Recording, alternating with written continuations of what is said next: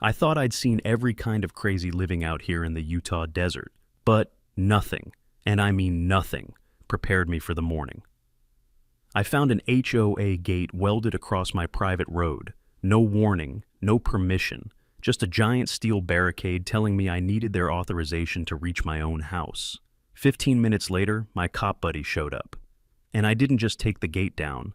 I made sure that entire HOA regretted the day they ever learned my name. It had been nearly 7 years since I'd moved out here, out to my own slice of nowhere, and I never once regretted it. 20 acres of rugged Utah terrain, tucked far enough off the county road that the world felt like it ended half a mile before you reached my mailbox. The land wasn't pretty in the way realtors like to brag about. It was pretty in the way only solitude can be. The quiet kind, the honest kind, the kind that doesn't apologize for anything. Out here, the sky isn't just above you, it's everywhere. A blue so wide it swallows you whole. A blue that makes your problems feel smaller, whether you want them to or not. Some days, I'd walk out my front door and swear I could see the edge of the earth curling away from me. And the road, Lord, that road was my pride. 4,000 feet of dusty, uneven freedom cutting through sagebrush and rocky ground, winding like a stubborn old river toward the small house I'd fixed up with my own 2 hands. The deed listed it plain as day. Private access. Sole owner, Jacob K. Field. No shared access, no easement, no community management, just mine, the way land used to be. Every morning I'd roll down that road in my old F-250, coffee in one hand, dog hanging its head out the window, tail slapping the dashboard like a metronome. The dust would billow up behind us in long golden plumes, lit by the sunrise like smoke from a campfire. That sight never got old. Nobody ever came out that way. Not unless they were lost, desperate, or the kind of delivery driver who cared more about finishing his shift than self-preservation. Most days it was just me, the dog, and the wildlife. Mule deer drifting like ghosts through the brush, coyotes trotting along the edges of the road, pretending they weren't watching me. That silence, that stillness, it was worth more than gold. That's why I bought the place. That's why I stayed. 7 years of peace shapes a man. It makes him calmer, more patient. But it also sharpens his sense for when something isn't right, the way a seasoned rancher can smell rain long before the clouds gather. Looking back, maybe I should have noticed the signs, the drop in mail volume, a stranger's tire tracks where there shouldn't have been any, the sound of metal clanging in the distance one night, faint but unusual. Little things you dismiss at the time because the world has taught you to ignore anything that doesn't scream. Maybe I'd gotten comfortable, maybe too comfortable. But out in the desert, comfort can trick you. It makes you think peace will last forever. It makes you think no one would be crazy enough to bother you out here. And it blinds you, just enough. So, when the storm comes, it feels like it fell out of a clear blue sky. The truth is, trouble was already on its way.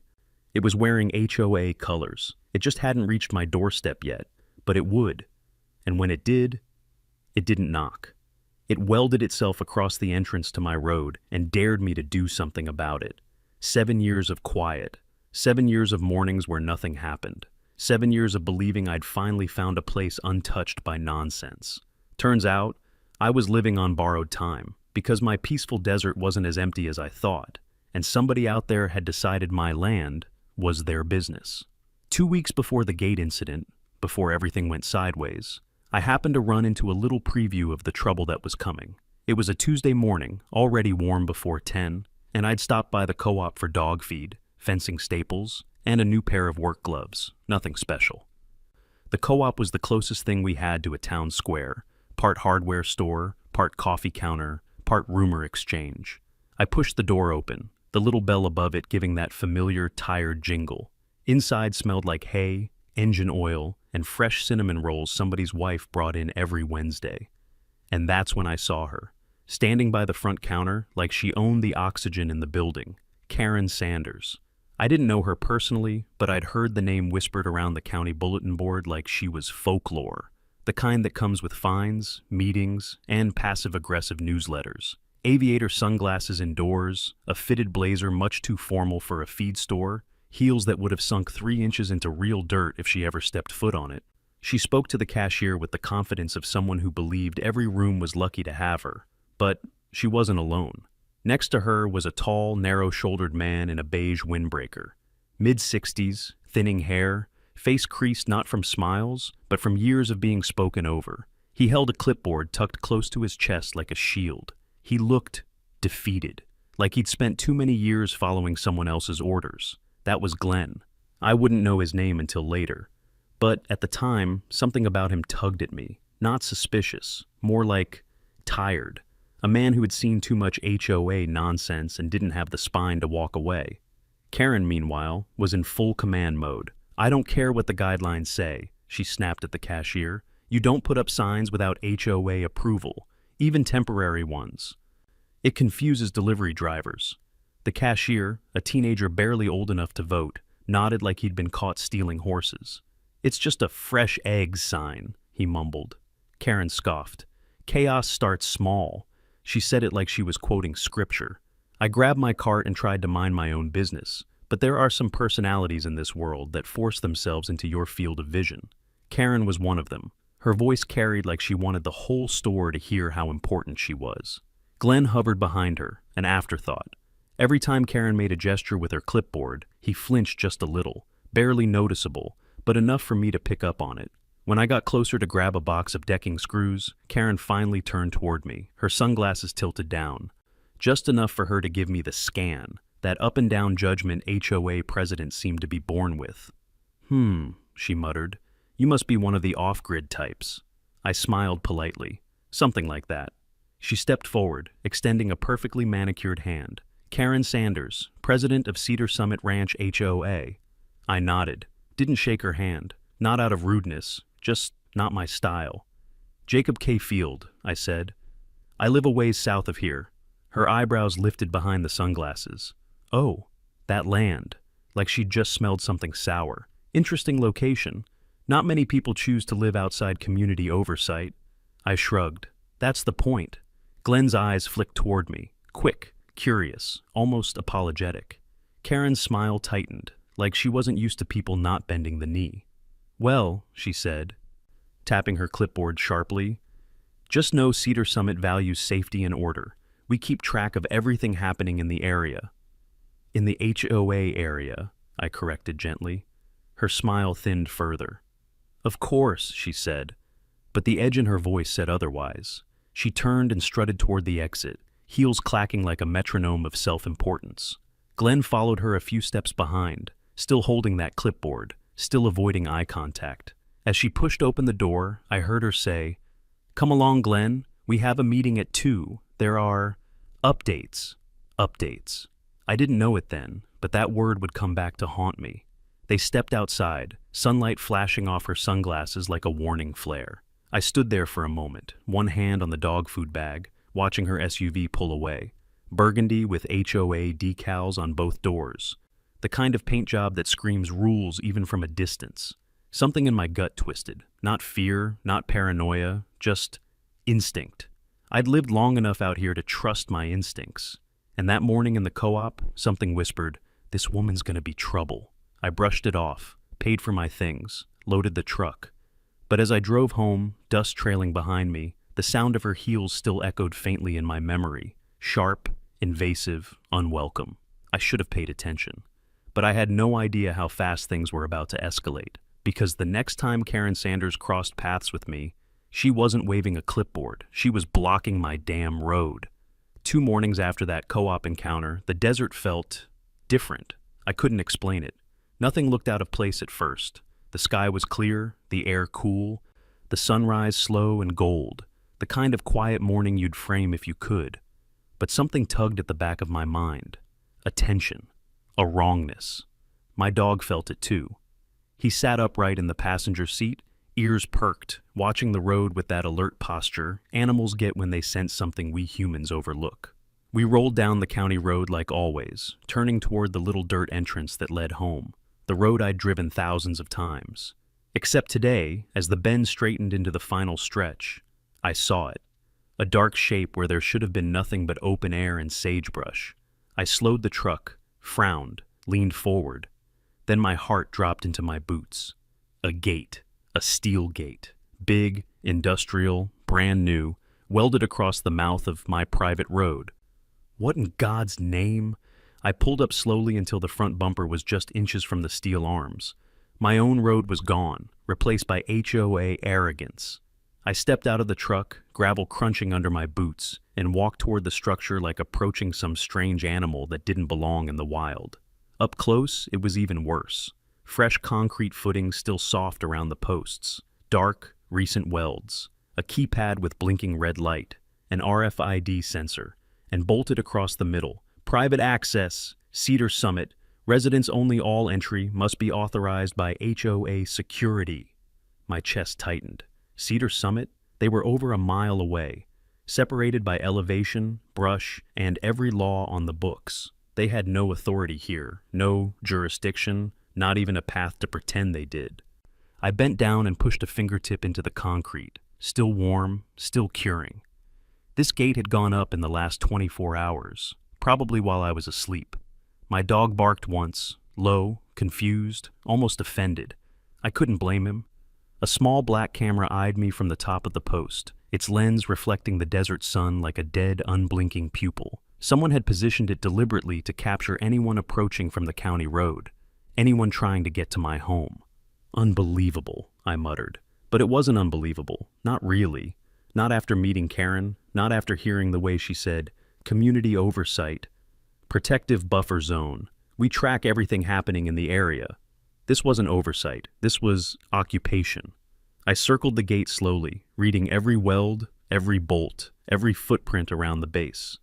Fresh tire tracks led off into the brush, wide ones, the kind you'd get from a contractor's trailer hauling metal posts. They'd done it at night, quick job, probably hurried, but confident enough to think no one would catch them. My pulse ticked harder, then the real punch landed. I wasn't locked inside my land, I was locked out of it. This gate wasn't blocking people from wandering onto my property. It was blocking me from getting home. I stared at it, jaw tight, breath steady. I wasn't scared. I wasn't panicked. I was something worse, focused. The kind of focus that comes when someone crosses a line they shouldn't have come near. I took out my phone and snapped a dozen photos. The sign, the keypad, the concrete, the camera, the tire tracks. Every angle, every detail. But I didn't call anyone. Not yet. Calling could wait. Paperwork could wait. The county could wait. Right now, there was only one person who needed to answer for this. I climbed back into the truck. My dog looked at me, ears tilted, sensing the shift in my energy. "No," I said softly. "We're not going home. Not until I fix this." I turned the wheel the opposite direction, back toward the main road, back toward Cedar Summit Ranch, back toward that beige clubhouse where Karen Sanders held court, like she was judge, jury, and executioner of the cul-de-sac kingdom. The engine hummed low and angry as I pressed the pedal. Dust lifted behind me in a long, rising plume. I wasn't going back to the house. I was going to get answers, face to face.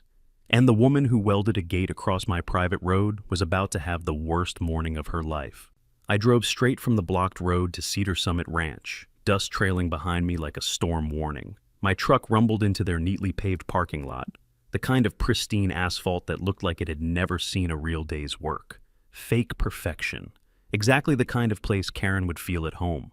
The HOA clubhouse stood at the center of the development like a government building pretending to be classy. Beige walls, oversized columns, a flagpole proudly flying a banner with the HOA logo, a stylized mountain range no one living here had ever actually hiked. I parked crooked, on purpose. Before I even killed the engine, I felt eyes, neighbors walking dogs, a jogger, a couple trimming hedges to some ridiculous HOA-approved height. All of them glancing over just long enough to register. Outsider. I stepped out of the truck and marched straight toward the clubhouse doors. Inside, the air smelled like printer toner, disinfectant, and whatever overpriced candle Karen thought made the place seem professional. The floor was spotless tile. The reception desk was unmanned, but voices drifted from the meeting room. Karen's voice, clear, sharp, overconfident. As long as the community supports our safety measures, we can move forward with Phase 2. Phase 2? I pushed open the meeting room door without knocking. The room froze. At the front of the conference table stood Karen Sanders in a cream blazer, heels planted like she was giving a TED Talk on micromanagement. Behind her sat two board members, and off to the side, clutching paperwork, stood Glenn, shoulders slightly hunched, eyes wide. Karen blinked once at me, then smiled with that politician smile she'd perfected in front of her bathroom mirror. "Well, Mr. Kayfield," she said, as if greeting someone mildly inconvenient. "To what do we owe this surprise visit?" I held up my phone. On the screen, a clear photo of the steel gate welded across my road. "You want to tell me," I said slowly, "why I can't get home?" Karen didn't flinch. "This is a simple misunderstanding," she said. "Cedar Summit is expanding its protective buffer. We're implementing new access control to my land?" I cut in. "My private road? My deeded property?" One of the board members cleared his throat. "Well, technically the surrounding area." "Technically," I said, stepping forward. "You all broke the law." Karen let out a small laugh, the kind people make when they think they're dealing with someone beneath them. "Oh, Mr. Kayfield, you rural types always misunderstand jurisdiction. This isn't personal. This is about safety. We have residents concerned about unknown vehicles near the perimeter." "I live near your perimeter," I said. She tapped her clipboard. "We're aware." Something about the way she said it, calm, smug, hit me wrong. I took another step closer, lowering my voice. "You welded a gate across my road." "Our contractor installed an access control barrier," she corrected. "You blocked me from entering my own property. It's temporary. You put a camera on it. For monitoring. You told me at the co-op that you were tracking everything in the area." She shrugged, like she didn't remember or didn't care. "That road is within our buffer zone," she said. "No," I snapped. "That road is mine." Karen folded her arms, tone tightening.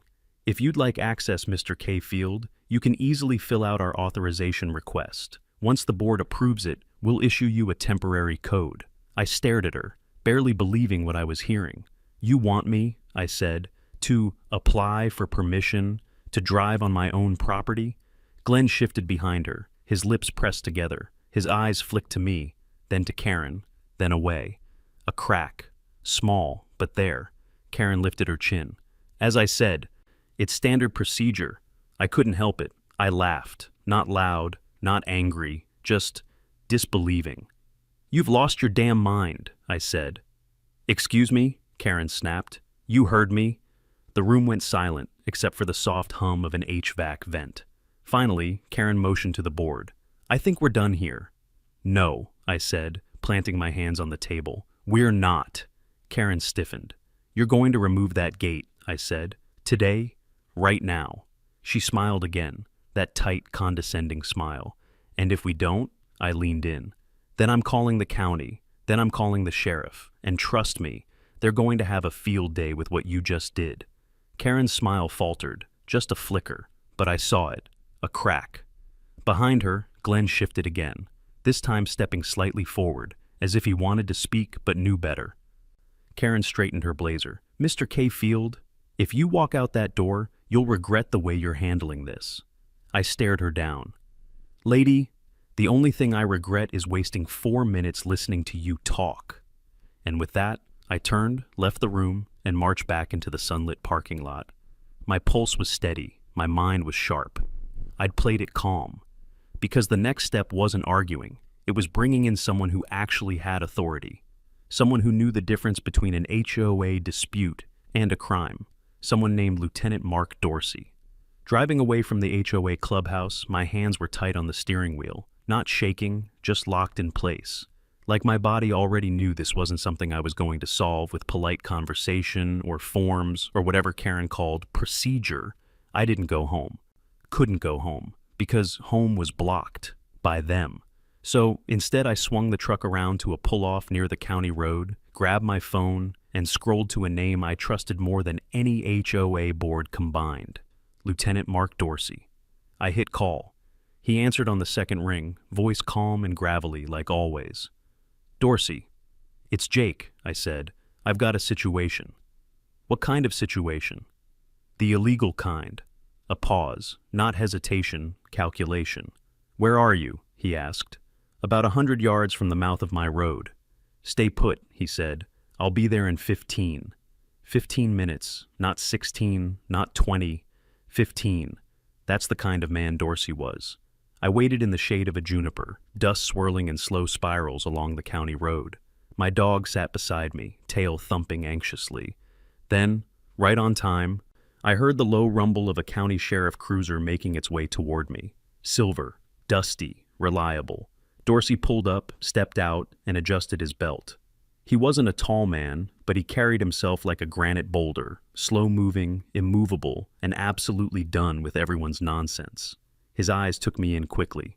"You look like you've had a morning," he said. "You haven't seen anything yet." I motioned him to follow. We walked those last 100 yards to the gate. Dorsey stopped dead when he saw it. "You've got to be kidding me," he muttered. He walked closer, bending down to inspect the fresh concrete, running a hand over the steel, tapping the keypad with 2 fingers, like checking if it was real. "They welded this?" he asked. "Last night, looks like." He glanced at the camera on the post, little black eyes staring right back.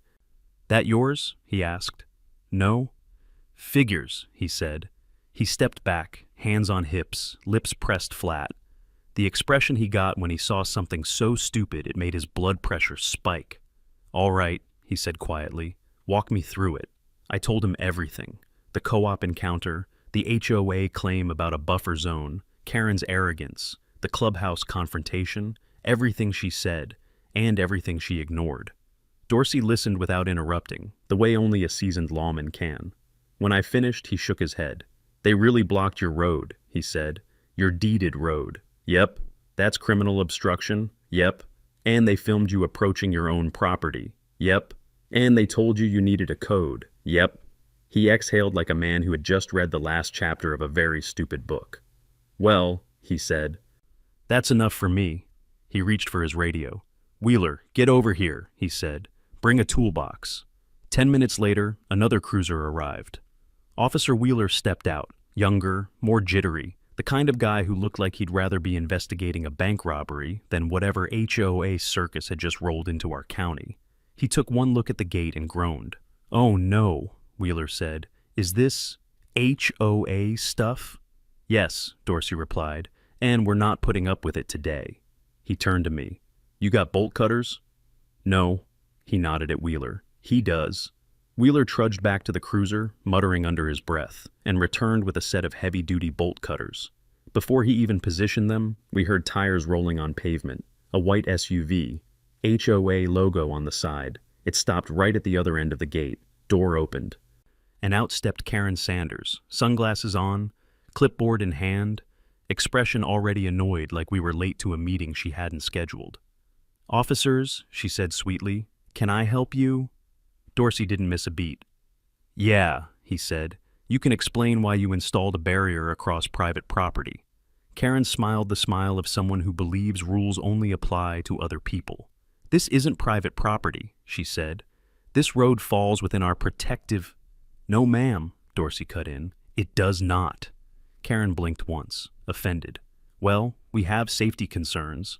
"You don't get to create your own law," Dorsey said. "You don't get to weld gates on someone else's land. And you don't get to block a man from entering his own home." Karen frowned, adjusting her sunglasses. "That gate is HOA property," she declared. "No," I said. "It's trespassing equipment." Wheeler snorted. Dorsey pointed at him. "Cut it." Karen erupted. "You can't do that. You have no authority to—" Dorsey didn't even look at her. "Wheeler," he repeated. The bolt cutters closed with a sharp, metallic snap. The lock dropped to the dirt. The gate sagged. Karen's jaw dropped. I swear even the camera tilted away like it didn't want to record the embarrassment. Dorsey folded his arms. "Gate comes down," he said. "Today. Legally." Karen sputtered something about calling county officials. "Go ahead," Dorsey said calmly. "They'll agree with me." Karen's face went rigid, a porcelain mask starting to crack. She snapped her clipboard shut with a sharp clack. "I hope you understand," she said, voice trembling with frustrated authority. "This isn't over. HOA security will be reviewing this incident, and we will be issuing consequences." Even Dorsey raised an eyebrow. "Ma'am," he said, "the only consequence here is you trespassing on someone's land." Karen jabbed a finger toward me. "You'll regret undermining community safety protocols," she hissed. "All of this will be documented." She turned sharply to leave. too sharply, and her right heel slipped on loose gravel. She caught herself at the last second, pretending nothing happened, but everyone saw it. Wheeler looked away to avoid laughing. Dorsey didn't bother hiding his smirk. Karen yanked open the SUV door and jumped in. But when she threw it in reverse and hit the gas, the rear tires spun in place, screaming against the gravel. No traction. She was stuck. For 3 long seconds, all we heard was her engine whining in pure humiliation. Finally, she rolled the window down 2 inches. "It's the terrain," she barked. "This soil is unstable." Dorsey deadpanned. "Ma'am, that's called user error." Karen floored it again. This time the SUV jerked backward, fishtailed wildly, and tore off in a cloud of dust and wounded pride. Dorsey watched her go and blew out a breath. "Well," he said, "that went about how I expected." I folded my arms. "That's the problem. She expected it to go differently." He nodded. "And that, Jake, is when people like her get dangerous." I looked down at the broken gate lying in the dirt like a defeated animal.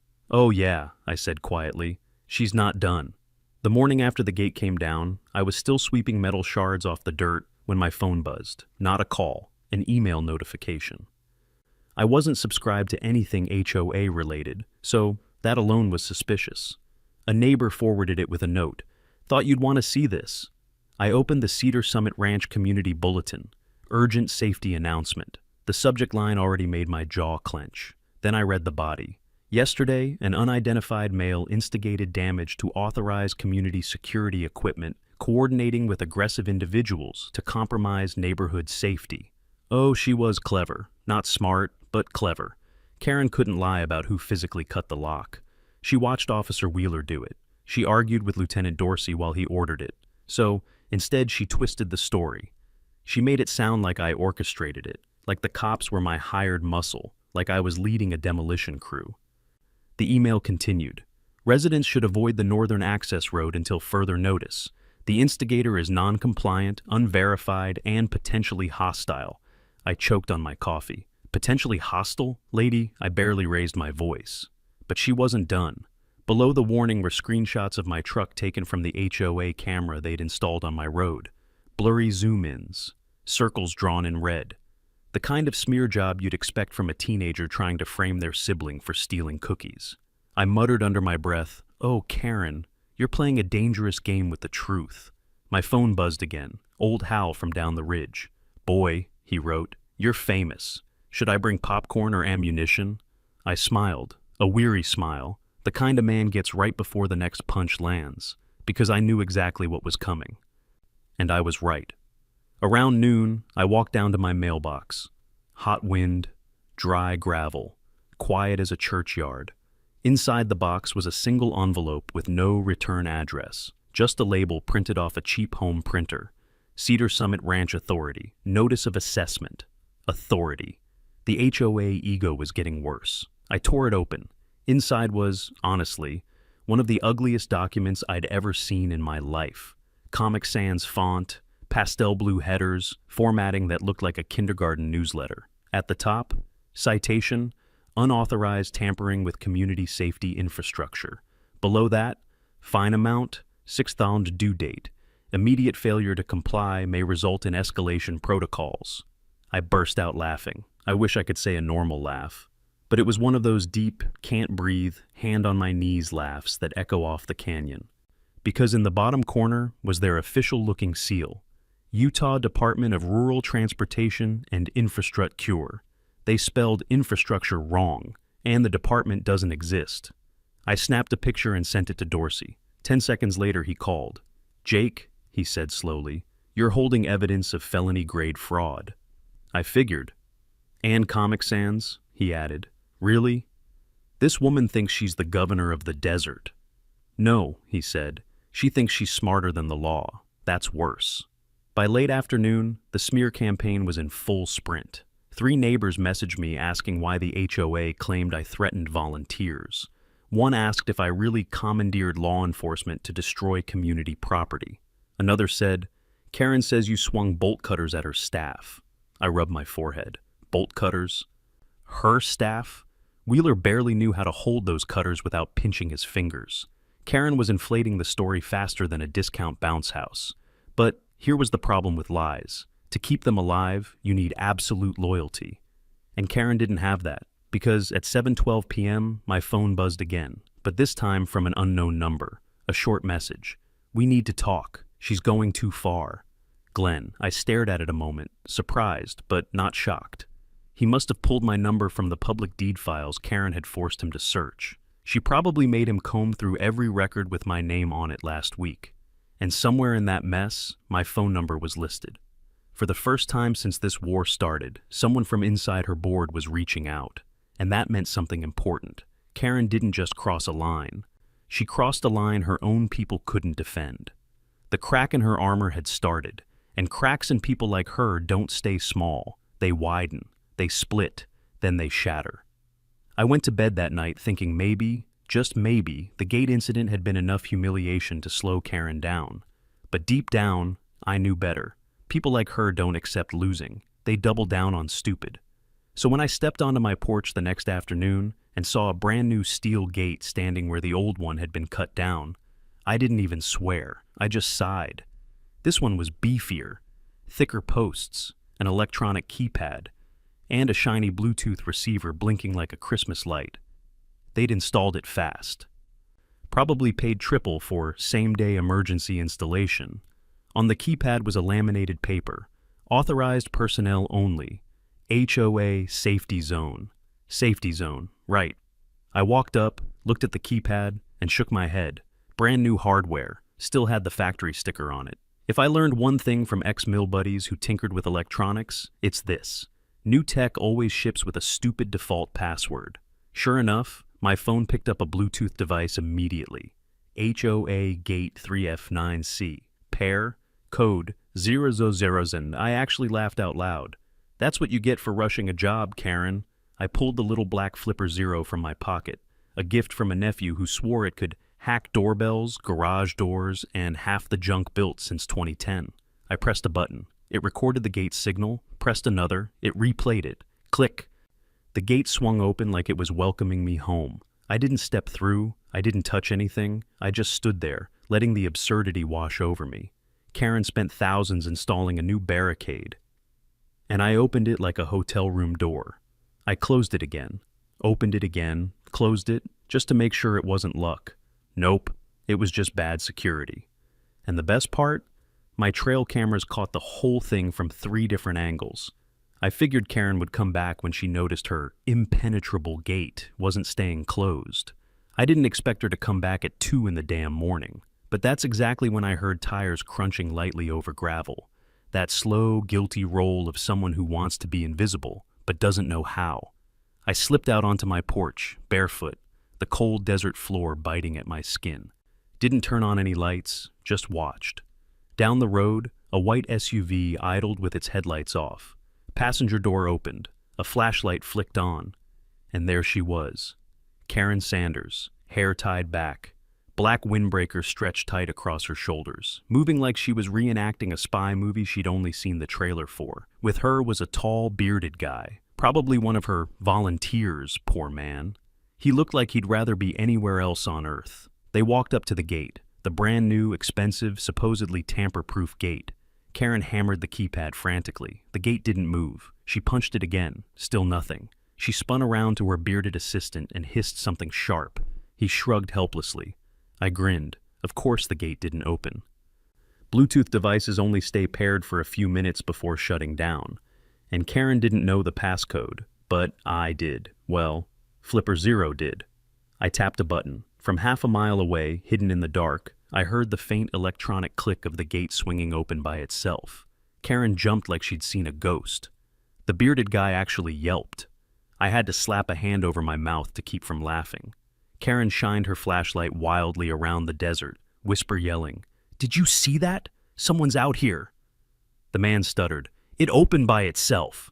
"No, it didn't," she snapped. "Someone is remote hacking our safety equipment." Remote hacking. She had no idea how right she was. She moved closer to the gate, took out her phone, and started snapping photos. Not of the gate malfunctioning, but of traffic cones, reflective tape, and a crowbar she had brought to stage the scene. She set the crowbar on the ground, took a photo, moved it an inch, took another, her Evidence, as she probably called it. The bearded guy shifted nervously. Karen, maybe we shouldn't. Quiet, she hissed. This road is a crime scene. I am documenting it. A coyote howled somewhere behind them. Karen froze, beamed her flashlight into the darkness. For 3 seconds, nobody moved. Then, she stepped backward and landed directly on her own crowbar. It clanged against the gravel with a metallic slap that echoed up the ridge. She flailed, stumbled, tried to recover her balance, tripped again, and knocked over 2 of her own traffic cones. The bearded man rushed to help her. She swatted his hand away. I know what I'm doing. No, ma'am, you do not. Eventually, she swept everything into the trunk in a panic. Cones, tape, crowbar, and they sped off so fast the SUV fishtailed like a wounded jackrabbit. Silence returned. Just the wind, the desert, and a man barefoot on the road shaking his head. She had absolutely no idea. Every second of her little midnight operation was on camera. Every lie she planned to tell just became evidence against her, and the gate she was trying to protect? I opened it with a 150 toy. Oh, Karen, I whispered, you picked the wrong man and the wrong road. By the next afternoon, the desert felt unusually still, not quiet, still, like the land itself was holding its breath, waiting to see what disaster Karen would cook up next. I went through my usual routine, coffee, checked the solar rigs, kicked the dirt off my boots just because it felt good, but part of me kept glancing toward the access road. After the midnight circus she'd pulled, I expected some kind of retaliation. A letter, a drone, a sheriff's deputy she'd sweet-talked, something. But by noon, nothing happened. Karen was planning. That was always worse than her acting. I walked back toward the house when my phone buzzed. Unknown number, local area code. I almost ignored it, until a text came through. We need to talk, privately. I know what she's doing. I frowned. Before I could type a reply, another message followed. Meet me at the old feed store parking lot. 5 minutes. I stared at the screen. I didn't like anonymous anything. Messages, calls, people. Out here, unexpected contact usually meant trouble. But something about that phrasing, we need to talk. I know what she's doing. Only one person would phrase it like that, Glenn. And sure enough, as I drove down the short stretch to the feed store, there he was, leaning against a dusty silver Hyundai, arms crossed tight like a man bracing for a storm. He looked jumpy, eyes darting, shoulders pulled up like he expected Karen to materialize out of thin air. I parked beside him and stepped out. He didn't even say hello. You got cameras on your place, right? He asked, voice low. I raised an eyebrow. Plenty. He nodded, relieved and afraid at the same time. Then he blew out a breath and rubbed his temples. I can't keep doing this, he muttered. She's gone too far this time. All right, I said gently. Start from the beginning. He glanced around again, making sure no one else was in earshot. Then he said it. I saw her last night. I kept my face calm. Near the gate, he swallowed. She told everyone she was homesick, said she had a migraine and needed darkness. Meanwhile, she dragged me and that poor maintenance guy out there at 2 a.m. Let me guess, I said. She brought cones, tape, and a crowbar. His eyes widened in surprise. You saw that? Cameras, I said simply. They caught all of it. He let out a shaky laugh. I knew it, he whispered. I knew she'd get sloppy. He reached into his jacket and pulled out a folded stack of papers, creased, worn, handled too many times. He held them out to me with 2 trembling fingers. I made copies, he said. If she finds out I did, she'll skin me alive. I unfolded them. Internal HOA Slack messages, screenshots, board discussions. And there it was, Karen's written plan. Word for word. He won't fight back. Guys like him don't know the law. Another. If we control the road, we control him. Doesn't matter what the deed says. Pressure works. And the worst one of all, if we need an agreement on file, just make one. Alan's in Alaska. No one's checking signatures. I stared at the page. Part rage, part disbelief, part relief. Finally, proof of her intent. Glenn saw my face and immediately raised both hands. I didn't write any of that, he said quickly. She dictated half of it while pacing around the conference room like a prison guard. Why come to me? I asked softly. He blinked, surprised by the question. Then he sighed. "Because I'm tired," he said. "Tired of being bullied. Tired of watching her destroy people's lives because she gets bored. Tired of pretending I don't know she's rotten to the core." He wiped sweat from his brow. "And because you're the only one she can't push." There was something in his voice, not admiration exactly, but recognition. A man realizing that a storm bigger than himself had finally met a mountain that wouldn't move. I folded the papers carefully. "You understand?" I said. "This is enough to burn her entire house down." He nodded. "That's why I'm not putting my name on it," he said quickly. "I can't. I've got a mortgage, a wife with medical problems. I'll get crushed." I nodded back. "Then your name doesn't exist," I said. "Our little chat never happened." His shoulders sagged in relief. Then, before he got in his car, he paused. "Oh, and one more thing," he said. "She's planning something bigger, something stupid. She thinks the gate incident made her look weak. She won't accept that. She'll escalate." I exhaled slowly. Of course she would. Glenn gave me a tight, apologetic nod, climbed into his Hyundai, and drove off like he expected someone to chase him. I stood alone in the dusty lot, the papers held tight in my fist, the wind tugging gently at the edges. Karen had crossed the line before, but now she'd left footprints, and I was done letting her walk wherever she pleased. The next morning rolled in slow and dry like most desert mornings do. A pale gold sun crept over the ridge, lighting up the sagebrush and scattering long shadows across my property. But something felt different, not uneasy, no. It was the feeling right before a storm, when the air goes still and the animals go quiet, and even the wind seems to hold its breath. I grabbed my coffee, stepped onto the porch, and stared down the access road toward gate number 2. Still standing, still smug, but after last night's little ghost show, I doubted it was functioning the way Karen expected. I walked down the road, gravel crunching under my boots, the dog trailing behind me with his ears perked. The keypad's little LED still blinked, a soft, steady pulse.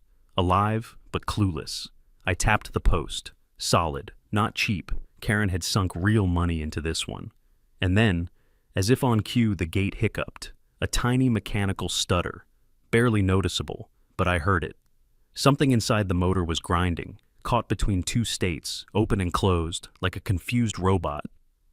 "Shouldn't have messed with the defaults," I muttered, sipping my coffee. The gate twitched again. Then a soft electronic chirp sounded. The motor engaged, and the arms of the gate jerked. Once, twice, then shuddered violently and locked in place halfway open, halfway closed, like a drunk man unsure if he wanted to sit or stand. I nearly spit my coffee out. It was the funniest damn thing I'd seen all week. "Bluetooth desync," I whispered. "Bless your heart, Karen." There was no world where she would accept this. Not after last night. Not after Glenn slipped me her little Slack confession. She'd push back harder and harder until she broke something too big to hide. I had no intention of touching the gate myself. Not a bolt, not a wire, not even a smudge. I wanted everything preserved exactly as it was, because I already knew what was coming next. And I wasn't wrong.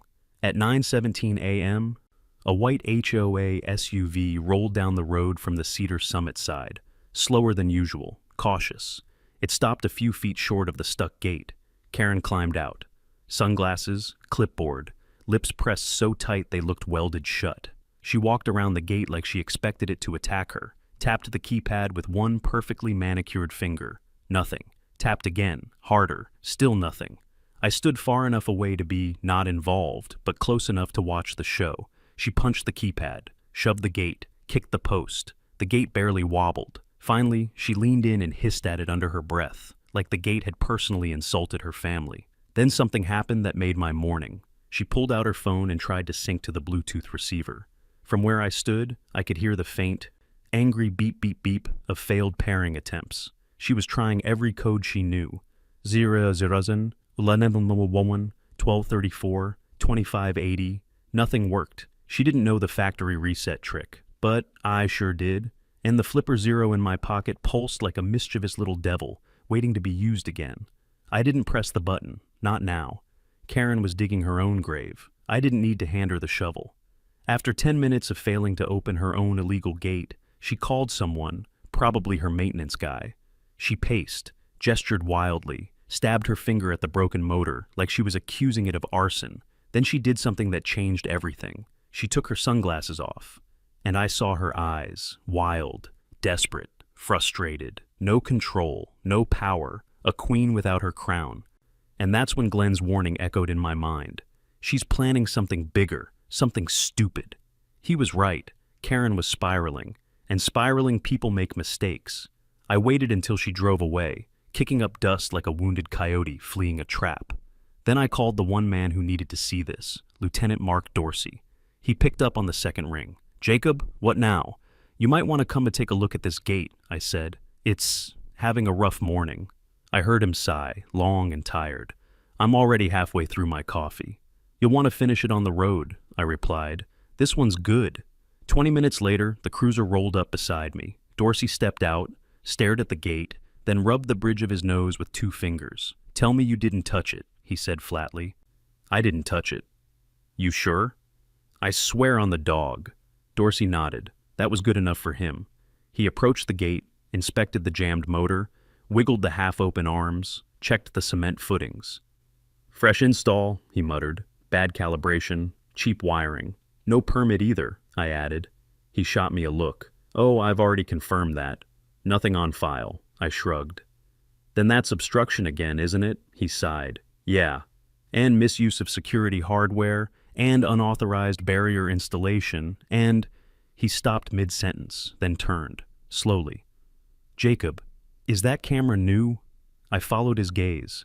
Up in the branches of an old juniper tree, half hidden, was a little black camera, not mine, HOA branded, pointed straight at the gate and at my house. I felt heat rise in my chest. Dorsey clenched his jaw. "That's surveillance on private property." "Yep. And they didn't get consent." "Nope. That's felony territory." "Yep." He exhaled hard through his nose. "Jesus, Jacob, she's burying herself." I nodded, and for the first time since this nightmare started, I felt the tide turn. Karen wasn't just crossing boundaries anymore, she was sprinting past them, eyes closed, mouth open, screaming the whole way, and the law was finally catching up. Dorsey spent a long moment staring at that illegal camera lodged in the juniper tree. The little lens blinked red every few seconds, recording, transmitting God knows where. He sighed, a deep, exhausted exhale a man only makes after decades on the job. "Jacob," he muttered, "this isn't just an HOA dispute anymore. This is turning into a criminal file." I didn't say anything. Didn't need to. The gate, the camera, the bullshit emergency justification. Karen had crossed a line she couldn't uncross. "Let me call this in," he said. While he spoke softly into his radio, I just stood there with my thermos of lukewarm coffee, watching sunlight shimmer off the broken motor. The desert was silent, still, waiting. When Dorsey clipped his radio back onto his vest, he looked older than he had 10 minutes ago. "She's spiraling," he said, "and spiraling people do dangerous things." Before I could answer, tires rolled up slow behind us, crunching gravel in that guilty way only nervous people drive. It was Glenn. He climbed out of his Hyundai with the jittery body language of a man carrying secrets that weigh more than stone. "Lieutenant," he whispered, you need to see this." Dorsey stepped closer. "What's wrong?" "Son," Glenn swallowed hard. "She's planning a board vote tonight to authorize the HOA to secure all access points affecting resident safety. She's calling your road a public necessity corridor." My jaw tightened. "A corridor," I repeated. Glenn nodded miserably. "She's printing charts, maps, claims of fire hazards.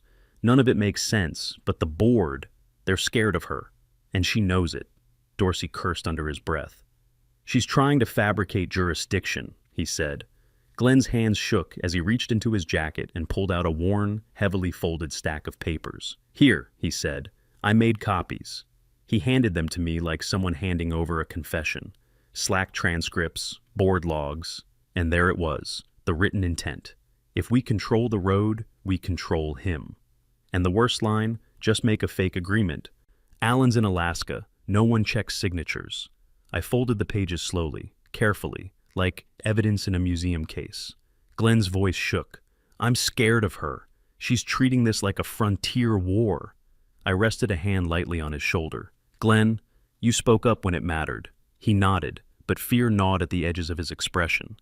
"She's not stopping," he whispered. "She's planning something bigger tonight." Then he drove off, dust curling behind him. Dorsey watched him go, jaw clenched. "Jacob," he said, "we're approaching the point where she could lose more than her gait." Meaning? Meaning, if she pushes any further, the DA will open a full file. Perjury, fraud, evidence tampering, surveillance violations. Hell, maybe even attempted seizure of private property under false pretenses. The wind swept across the sagebrush. A storm was forming over Cedar Summit, and I could feel the electricity humming beneath my boots. I walked back toward my house, leaving Dorsey to photograph the malfunctioning gate, the illegal camera, the wiring mess, and the scuffed dirt where Karen had clearly tried and failed to open her own barricade. The dog trotted ahead, the sun climbed, and for the first time in weeks, I felt the tide turning. But the universe wasn't done with me yet, not by a long shot, because sitting on my porch, tucked into the corner of the doormat, was a large manila envelope. No mailman comes this far down the road. UPS won't even try, and the county hasn't delivered anything here in months, which meant only one thing. Someone from Cedar Summit left it. I picked it up. No return label. The back sealed with one of those golden, official-looking stickers you buy in bulk online. I carried it inside, set it on the kitchen table, and opened it with a pocket knife. Inside was exactly what I expected, yet somehow still worse. A single-page legal agreement printed on aged parchment paper that still smelled like the office supply aisle at Walmart. At the top, property maintenance and joint access agreement between Cedar Summit Ranch HOA and Parcel B17. Below that, a bunch of generic legal filler text about shared jurisdiction, seasonal maintenance, and security oversight. And at the bottom, the signature, Alan M. Brody, owner Parcel B17. My stomach dropped, because Alan Brody would never sign anything involving an HOA. Hell, the man moved to Alaska because the county put a speed bump near his driveway, and he called it socialist pavement fascism. Below his forged signature was another, Karen R. Sanders, president. Then a shiny red HOA stamp. But the worst part wasn't the fake signature, or the stamp. Oh no, the worst part was the font. The entire agreement, a document meant to look like it was created 7 years ago, was printed in Cambria, a font that didn't even exist when Alan sold me the property. I actually laughed. Not loudly, just one stunned, exasperated burst of disbelief. Then I looked closer. The header alignment was off by 2 millimeters. The margins were imperfect. And the watermark? A blurry clip art tree logo pulled straight from Google Images. Good God, it was the dumbest forgery I'd ever seen. And yet, this was the weapon Karen planned to use against me. A forged agreement, delivered in secret, hours before her board vote. The trap was set, but not for me, for her. I folded the document neatly, placed it back in the envelope, and set it beside Glenn's Slack printouts. By the time I finished, there was enough evidence on that table to bury Karen Sanders deeper than a cold winter septic tank. I dialed one number, Tom Delgado, my attorney. He answered on the second ring. "Jacob, something wrong?" "Oh yeah," I said, staring at the forged signature. "You could say that. You might want to bring your green binder, the one for fraud cases." "That's the one." He whistled softly. "All right," he said. "I'll clear my afternoon." I hung up and stepped back onto the porch. The desert wind had shifted. A storm was coming, and Karen had just handed me the lightning. By the time the hearing rolled around, the whole county felt like it had been holding its breath. Cedar Summit HOA had filed their complaint against me, full of wild accusations, buzzwords, and enough legal nonsense to choke a horse. But none of that mattered, because Tom and I came armed. We walked into the county civil courthouse together, a squat beige building with one flickering fluorescent light above the door, carrying a stack of evidence thick enough to level a small town. Karen arrived 10 minutes late, dressed like a Pinterest version of a paralegal, arms full of binders, lips pressed into a thin line of determination. Behind her, the young HOA attorney she'd hired looked like he'd Googled how to be a lawyer the night before and hadn't slept since. He didn't look at us. I suspect he already knew he was walking into a wood chipper. Judge Holloway entered, no nonsense, mid-50s, steel gray hair pulled tight. She carried herself like a woman who had seen every variety of stupid rural drama and had long since lost her patience for all of it. "Let's proceed," she said. Karen's attorney stood first. "Your Honor," he began dramatically, "this case is about safety. It is about community protection. My client, President Sanders, acted only to ensure the well-being of Cedar Summit residents. Mr. Cafield has shown a pattern of hostility." Tom rose without waiting. "Objection, argument, not fact." "Sustained," the judge snapped, barely glancing up. The young attorney deflated faster than a punctured tire. He changed tactics. "Your Honor, we'd like to submit this access agreement, signed by the previous owner of Parcel B17, granting joint jurisdiction of the road to Cedar Summit HOA. Ah, there it was, the forged agreement, the moment Karen had built her entire fantasy case around. He held it up proudly, like a magician showing a card he was certain would astonish the crowd. Tom didn't even wait. "Your Honor," he said calmly, "that document is fraudulent." Karen jerked in her seat. The judge turned her gaze toward Tom, sharp, hawk-like. "Explain." Tom stepped forward, placing the document on the evidence table. "First, the signature. Alan Brody is alive, well, and has provided a sworn statement that he has never, under any circumstances, signed anything involving an HOA. He handed over Alan's statement. Second, the paper, purchased 2 months ago at a local print shop. We have the dated receipt. He placed the print shop invoice beside it. Third, the font used in this document, Cambria, was not commercially available 7 years ago when the signature is dated. A soft murmur rippled across the courtroom. The judge raised an eyebrow. "And the watermark," Tom continued, "is a stock image pulled directly from Google. Reverse image search confirms it." He stepped back. "Your Honor, this document is not just fake. It is insultingly fake." You could hear Karen swallow from across the room. The judge pressed her lips into a tight line. "Ms. Sanders," she said, "were you aware this agreement was fabricated?" Karen stood, hands trembling. I was told it was in our archives. I didn't check." "So you submitted it under oath," the judge cut in, "without verifying its authenticity." Silence. Stone cold. Guilty silence. Tom wasn't done. "And finally, Your Honor." He presented the slack printouts Glenn had given me. A nail in the coffin. In her own words, "Just make a fake agreement. Alan's in Alaska. No one checks signatures." Karen sank into her chair as if her bones had dissolved. Her attorney looked like he wanted to dig a hole and crawl into it. Judge Holloway leaned back, eyes narrowing. "I'm prepared to rule." The courtroom went still, dead still.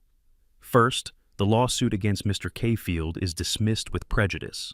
Second, Ms. Sanders is fined $25,000 for submitting falsified evidence. Third, Cedar Summit HOA will pay $84,000 in restitution and legal fees. Fourth, Ms. Sanders is removed from her position as HOA president effective immediately. And finally, this matter is referred to the district attorney for review under Utah Criminal Code for document tampering and fraudulent filing. The gavel came down like thunder. Karen didn't cry. She didn't shout. She just cracked, quietly, completely, like porcelain dropped on concrete. Tom closed his binder and whispered, "Told you she'd self-destruct." He wasn't wrong. Karen Sanders walked into that courtroom, thinking she would seize my road. She walked out lucky she wasn't in handcuffs. When the dust finally settled, the desert felt different. Not louder, not angrier, just clean. Like the land itself had been holding its breath through the whole damn ordeal and finally exhaled. 2 days after the hearing, the county sent a crew to haul off the twisted metal that used to be Karen's community gate. They loaded it into a truck like scrap, because that's all it ever was. I stood by my fence line, arms crossed, watching it disappear down the road. A small, satisfied smile crept in. Tom pulled up a minute later, boots crunching on gravel. He pointed toward the main road. "You see Karen's place?" he asked. I nodded. "For sale sign went up this morning. They put a lien on the house to cover the HOA's legal bills," Tom finished. "Good," I said simply. "She paid for the show." Tom leaned against the truck. "You realize," he continued, "most folks would have caved. They would have paid the fine, joined the HOA, and prayed the harassment stopped." I shrugged. "Yeah, well, most folks don't own land out here for the easy life." He laughed. "Fair point. By late afternoon, the sun dipped low, washing the desert in that warm gold I'd fallen in love with years ago. I fired up the grill, because nothing says victory like a slow-cooked ribeye and the smell of mesquite wood. Dorsey and Wheeler showed up first, still in uniform, but off the clock. Then Glenn arrived. He looked nervous, like he wasn't sure he should be there. I waved him over anyway. "You did the right thing," I told him. He nodded, staring at his boots. "I'm trying to," he said quietly. We ate on the porch, paper plates, cold beer, the kind of silence that only exists between folks who've been through something real together. The sky turned deep blue. The crickets woke up. Dorsey raised a bottle, and the others followed. "To private land," Dorsey said. Wheeler added, "To people who actually stand up for it." Tom clinked his bottle against mine.